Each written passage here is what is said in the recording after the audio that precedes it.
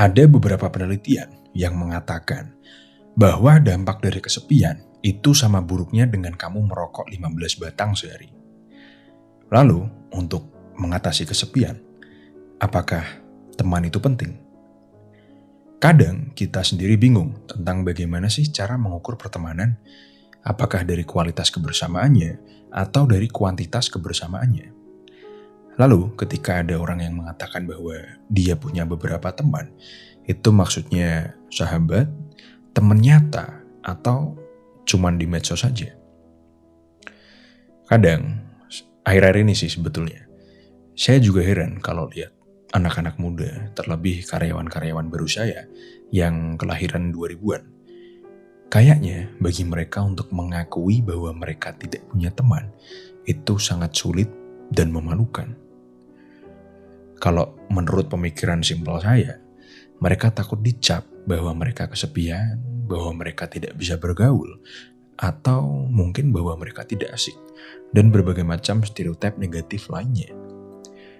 Saya rasa juga semakin kencangnya perubahan teknologi dan ekonomi dunia, pertemanan zaman sekarang untuk anak-anak muda itu tuh semakin ribet. Dan menurut saya semakin tidak diapresiasi. Beberapa waktu lalu ada anak teman saya yang ngobrol sama saya. Dia masih muda, kayaknya tahun ini baru lulus kuliah. Kita lagi rokokan di teras sambil ngopi. Dia tanya sama saya, "Om, wajar gak sih saya kecewa sama sahabat saya?" "Lah kenapa?" "Minggu kemarin dia waktu saya sempro gak ngasih saya kado apa-apa." Saya kaget dong. Lalu saya tanya, "Kamu kecewa gara-gara itu aja?" Setelah itu saya jelaskan ke dia bahwa hal seperti itu tuh maklum. Karena kita juga nggak tahu apakah temanmu itu punya uang atau enggak. Apakah dia memiliki kebutuhan lain atau enggak. Tapi kan yang penting dia hadir. Dan kamu tetap harus apresiasi kehadiran dia di acaramu itu. Jangan hanya karena dia nggak ngasih kado, kamu melupakan pertemanan kalian dari awal kuliah sampai mau lulus ini. Oke, lanjut ya. Pertemanan itu menurut saya datang dari berbagai macam bentuk dan ukuran, tergantung situasi dan kondisinya. Kadang kalian bisa jadi teman hanya karena kalian sekolah di tempat yang sama, tumbuh di tempat yang sama, karena pekerjaan, karena hobi, karena olahraga, karena organisasi, dan sebagainya. Yang terakhir yang gak ada di zaman saya dulu yaitu temenan dari internet. Mereka berteman yang diperantarai oleh layar, baik itu layar laptop, layar HP, dan sebagainya.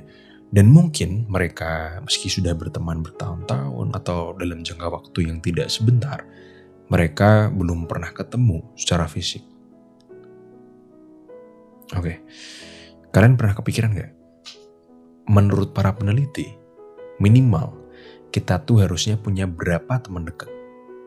Teman dekat loh ya, bukan teman aja.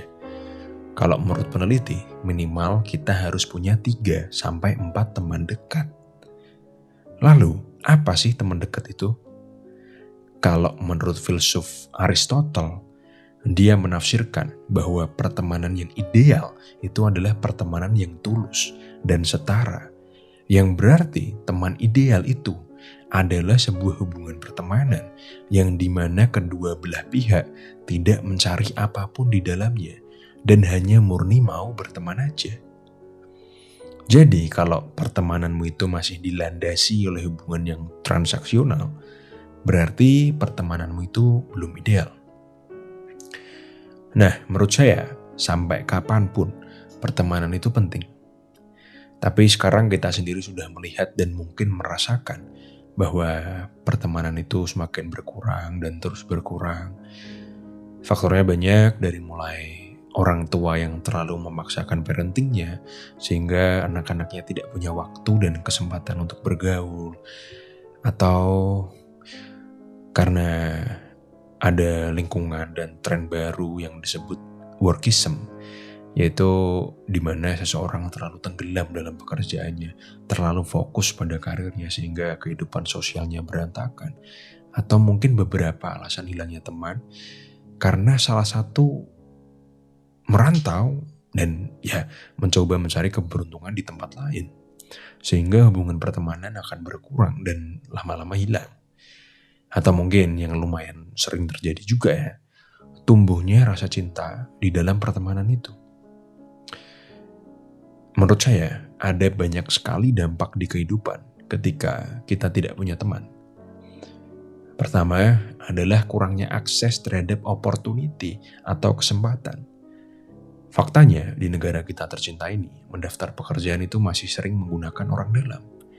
Dan juga untuk kamu bisa masuk ke komunitas-komunitas baru, biasanya kamu dikenalkan oleh orang yang sudah join di situ dulu.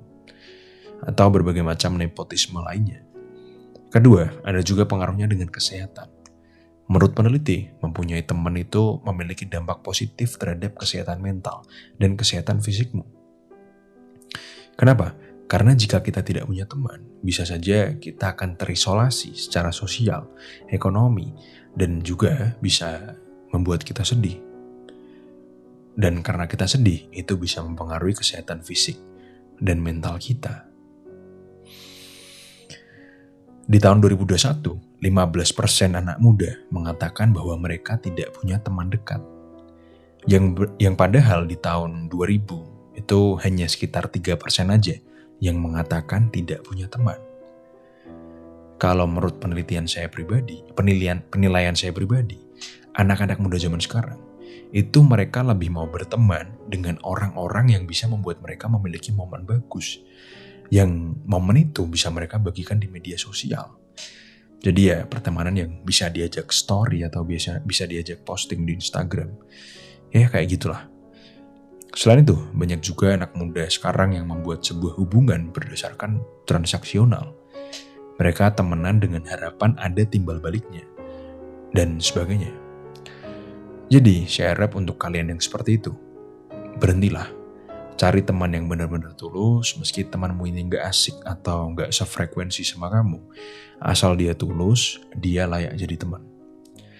Lalu untuk kalian yang gak punya teman, sekarang kalian tahu pentingnya punya teman itu apa. Dan jika kalian malu untuk berteman, ada tips yang bisa saya berikan untuk kalian. Kadang, untuk berteman itu simpel banget. Kalian hanya perlu menunjukkan bahwa kalian ingin berteman. Udah gitu aja. Sekian, jangan lupa like, share, dan subscribe.